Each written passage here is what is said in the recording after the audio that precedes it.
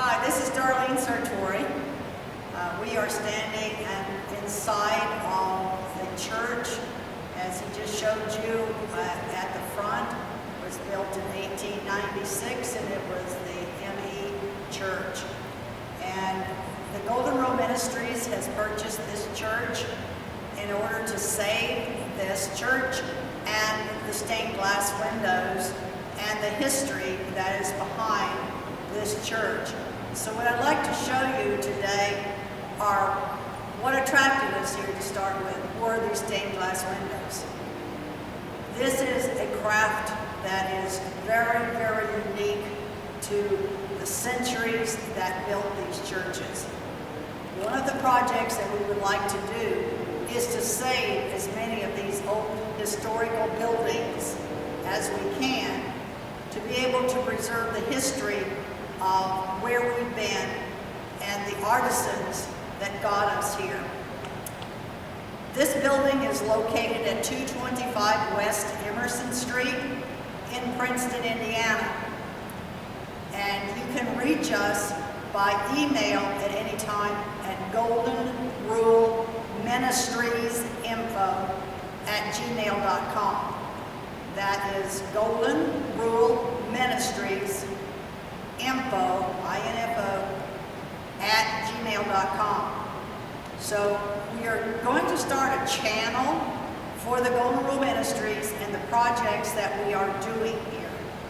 So today I'd like to start the tour and explain some of the things that we found in this church that provides us with the ability to discover how to create paradise on earth. There is a lot of mysteries buried within these windows. And as we go through over the next few videos and weeks and months as we're working together, we'll begin to reveal what we've discovered that are messages within these windows. I'd like to start with this window because it was the one that attracted my attention and made this a Tier 1 project for us.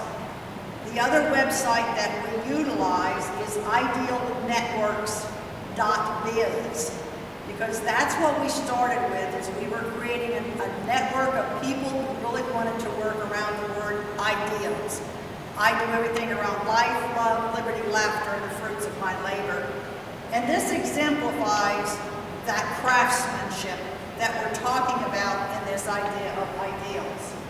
I'm going to start at the top. This very large circle with the eagle in it says fraternity, charity, and loyalty, God and country.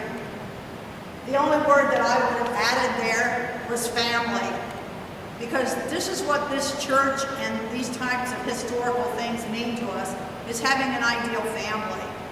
So as we begin working together in these projects, I'd like to point out some of the things that we've had in the past that are represented in this window. And I'm going to start over here with the FLC. It says Women's Relief Corps, 1896. Question is, what is that? What did they do? What was their projects? What values did they bring to the planet? That's some of the things we'll be looking at. As you come across here, you'll see there is an emblem here that looks like an S and a V with an eagle and some scrolls, looks like. Question is, what is that? What does that represent? What did it represent to that era? As we scroll across over here, this is the Grand Army of the Republic, 1861 to 1866 veteran.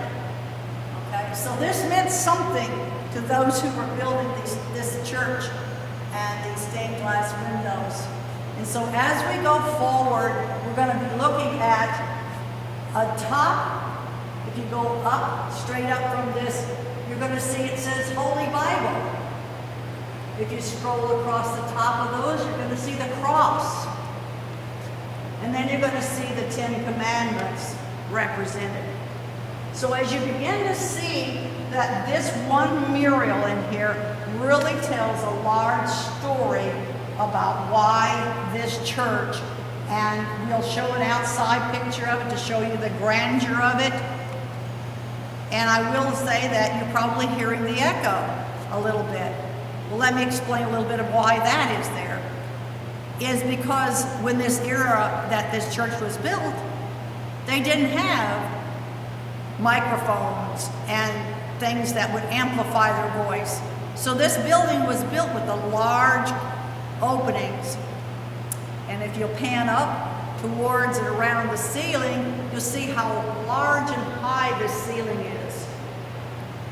And this is because the acoustics let it be known, so if you're talking in this room, everyone can hear you without microphones. So while there is an echo here right now, because it is empty, it doesn't have any furniture, and etc. is one reason, but the other reason it was designed to do this. Okay, we're going to now sweep back around and start. You can come back to me. Okay. And as he started the film, you saw the doorway. So go ahead and pan towards the doorway and the mural that's over at the large one on the Northwest Street side of the building.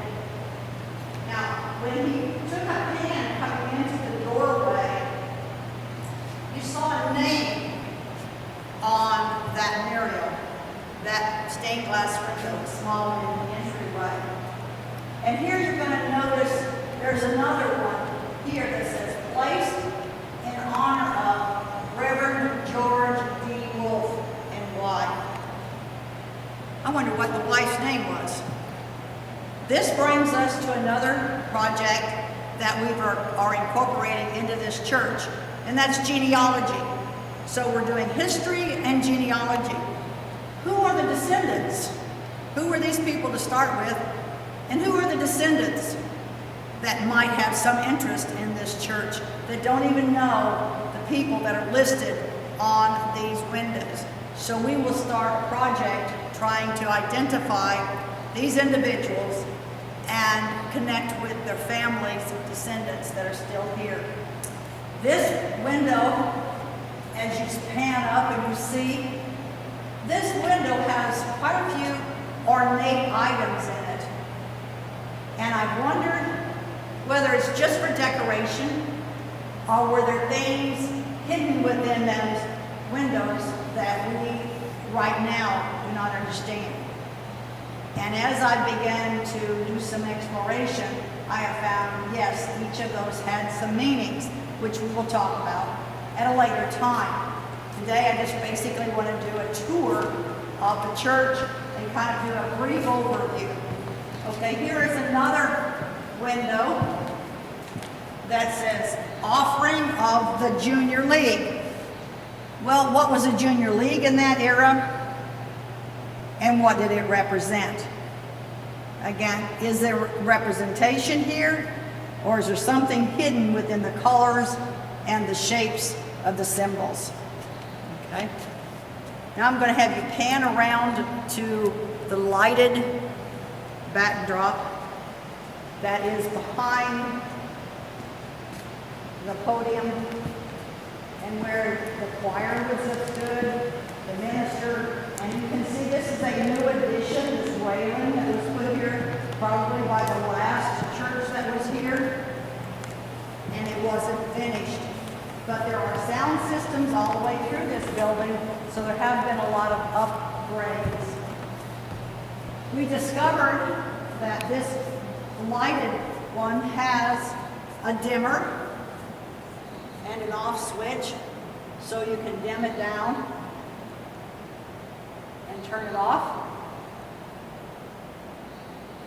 Or you can bring the light back up. It's a nice backdrop. Again, what was this one chosen for? It has no dedications on it, no writing. And got my curiosity up on some of these.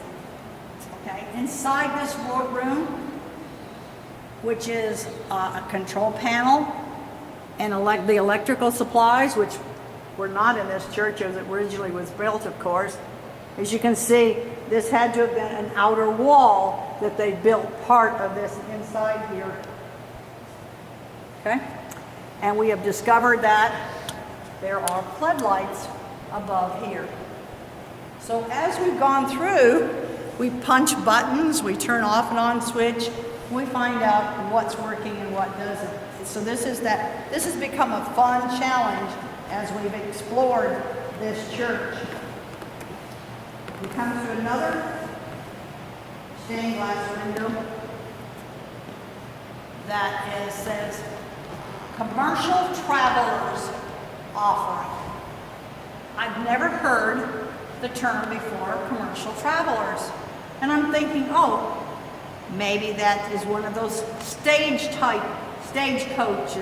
And I thought back to that era when there might have been traveling salespeople and etc. So that's probably what that refers to.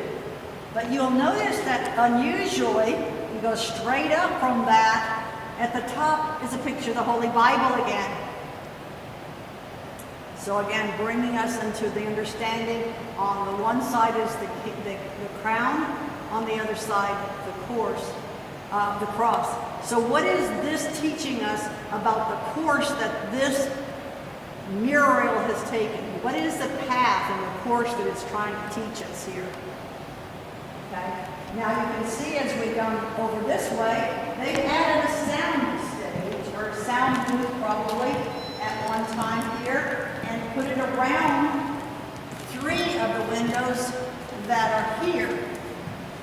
And as you step up inside here, you're going to find there are 3 of these windows, and one of them is actually blocked by this podium, the sound stage. And it says Lenore, or Lenora Spindler, looks like, or Spillman. I've had that one figured out before. And then this one says, in memory of Joseph J. and Jane S. And it's Kirkman, so that would be Kirkman. Now, this one has names on it. This one has names on it. But curiously, this one doesn't. So how did they decide? Was this something that was then added later? And is this something that we could actually add something to? Or was it just that nobody had donated and it came with part of the project? These are mysteries to be solved. So if you want to pause it, we'll then go up and